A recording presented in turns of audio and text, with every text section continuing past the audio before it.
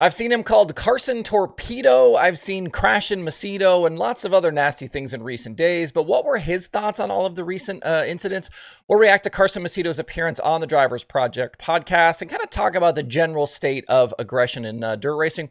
Plus, we'll talk a sponsor loss for the World of Outlaws, people mad at the PA Speedweek schedule, and more. Let's go.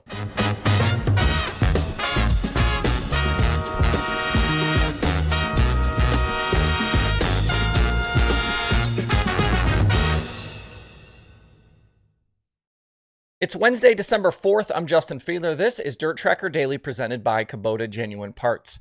A lot to get into today, but before we do, a quick message from today's show sponsor. Today's daily show is being supported by Golden Nugget Online Casino. Unfortunately for us dirt racing fans, our local track is closed for the year and all the series champions have been crowned. There are still a few races left, but we'll have plenty of downtime in between. While we wait for things to get going again in 2025, you can turn the cold gold this winter with Golden Nugget Online Casino. Play all of your favorite casino games right on your phone when you download the Golden Nugget Casino app. They've got over 300 real money games, including slots, blackjack, roulette, and even live dealers. You can have that Las Vegas experience right from the comfort of wherever you are. And the Golden Nugget Online Casino is safe, secure, and reliable. If you want to get in on the action, Golden Nugget Online Casino is giving new casino players a shot at $1,000 in casino credits, plus up to $1,000 in casino bonus funds as a match when you sign up using promo code DIRTRACKR and deposit a minimum of $5. That's code DIRTRACKR, DIRTRACKR, for a deposit match of up to $1,000 and a shot at $1,000 in casino credits. Download the app today and get some Vegas vibes on the go with the Golden Nugget Online Casino.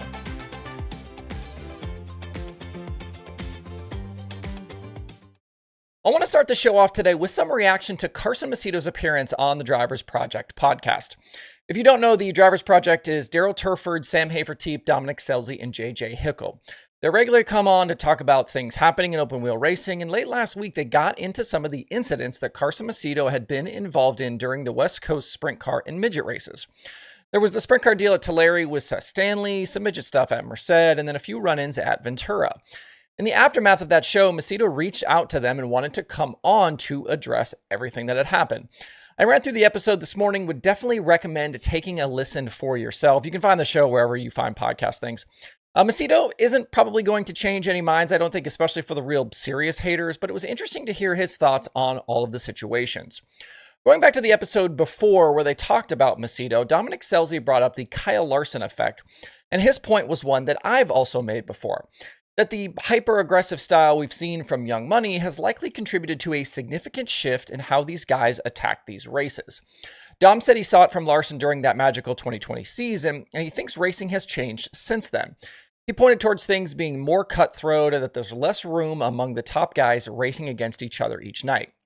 I certainly agree with all of that, and I think it's a major reason why we've seen Donnie Schatz slip a bit. I've talked about this before too. Everybody wants to talk about the Ford engine or Ricky Warner, but I believe Schatz's cleaner style has hurt him. He's old school, he races by a code, and he hasn't really adapted to the more aggressive style in recent years.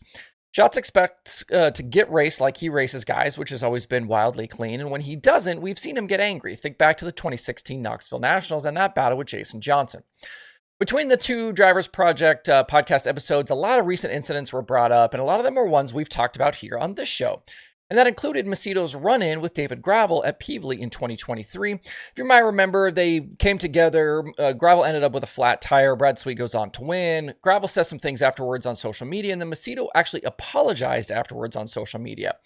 And in responding to why he didn't apologize publicly for these more recent things, Macedo pointed towards the heat he took after that Pevely stuff for why he didn't do it this time. He told the guys now he just handles things privately because the Gravel apology didn't go well before. And except for Seth Stanley, he said he has apologized to the guys he's had run-ins with in recent weeks. In this insane world where, that we live in with social media, can't really blame him for just handling it away from public attention. It sounded, though, like opinions were mixed about the Tulare incident specifically and whether what Macedo did was actually wrong or if Stanley should have drove out of it and given Macedo the space because he was a lap car. Macedo did say, though, that he could have probably handled it better, but he was worried about Dom lurking behind him. Another interesting thing from Macedo in there was him saying that he knows when he's running non-wing sprint cars and midgets that he runs over his head to try and win because he doesn't run them that often. He wants to give those car owners good finishes, so that's why he does what he does. It was definitely an honest admission from him and something you don't often hear racers say. As we pull back from this a bit, Macedo has had this growing reputation for a while, and the recent stuff only adds fuel to the fire for those that don't like him and how he races. I have less of a problem with his tactics at the Outlaw level than I do when he goes and races some of these late season shows, because the level of talent in these other races just isn't the same, and I mean that down through the field. Those guys further down don't have the ability, they don't have the experience to drive out of some of those situations. Dom pointed out just how good of a driver Macedo is, and I think it would be good for Macedo to shift the mindset just a little bit when he's racing away from those top sprint car shows. Throwing a slider at the lap car of Seth Stanley isn't the same as throwing a slider at David Gravel. Gravel can see it coming and react. Some of these other guys, they just can't do that. Overall, though, I wouldn't expect Macedo to change much, and it's likely that his style is what's needed to win these days. They talked about that quite a bit as well. We saw similar from Buddy Kofoid and Gravel earlier this year, if you remember that kind of several-week rivalry with things getting heated between those two. Justin Sanders and Kyle Larson had that incident during the California West Coast sprint car swing. The people were split over who was at fault in that one. There was, comments both ways effectively on my show about that. Jonathan Davenport has bemoaned how aggressive things have gotten on the late model side. Ricky Thornton Jr. has bent some feelings in some fenders. In many of these cases, though, how people respond depends on where their allegiances lie. Like I said, in that Sanders versus Larson deal, did Sanders make a bad move or should Larson have relented? Definitely things split on that one. Dirt racing is more competitive than it's ever been before. There's more on the line in terms of sponsorships and money and t-shirt sales than ever before, so I wouldn't expect things to cool off here anytime soon. All right, a couple of newsy things to talk about. First, it appears as though the World of Outlaws late model series is on the hunt for a title sponsor again. Suddenly, late yesterday, their social media profiles were changed, and the series logo at worldofoutlaws.com is without the Case construction element. Case also removed from the series sponsor page. Case joined the Outlaws as title sponsor beginning in February of 2022 on a, quote, multi-year agreement. I guess now we know that multi-year means 3 years. It is not uncommon to not get an announcement for when these deals end in dirt racing. It's always just a little jarring when it does. No goodbye, no thanks, just poof, it's gone. We will never see you again. I have reached out for comment, but I haven't heard back anything as of me writing this show.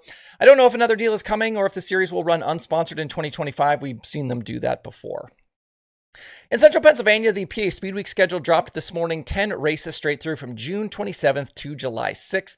It's Williams Grove, Lincoln, Baps, back to Lincoln, Grandview, Port Royal, Hagerstown, which is not in Pennsylvania, Williams Grove, Port Royal, and then Path Valley. It wouldn't be a schedule release without some complaining, and this year's main gripe seems to be the loss of Selinsgrove. I believe I saw this is the first time in 27 years Selinsgrove won't be a part of the schedule, and it apparently came to a surprise, as a surprise to the track as well, as even as late as 6 days ago, they had a TBA on their track schedule for Speedweek. They shared to social media earlier this wasn't their choice. Selinsgrove, though, has been the site of lots of turmoil here lately and is currently undergoing a changeover to new promoters. From what I understand, even the 2024 Speedweek show there was in serious doubt at one point. I kind of don't blame Speedweek for not doing this. I think we kind of need to see some things. We need to see some things change and proven from this new promoters group. And so I don't blame them for this move. I know a lot of other people don't see it that way, but that's kind of how I see it. If you want to see the full PA Speedweek schedule, it's available on all of their social media channels. If you want some new dirt racing podcast content this week, Getting Up to Speed has Tom Duncan. Like I said, the Drivers Project has Carson Macedo. I would definitely recommend listening to that. And there are new episodes of The Dirt Reporters from Dirt on Dirt, Dirt Track Confessions, and The Dirt Nerds. To see a full rundown on the dirt racing shows and episodes, head over to DIRTRACKR.com/podcasts. All right, that's your daily show for this Wednesday. Tomorrow we'll dive into the Dome weekend ahead, plus other weekend racing. And there's some interesting news bits from this week that you may have missed. We'll dive into that as well. I hope you guys have a great Wednesday out there. We'll see you right back here tomorrow.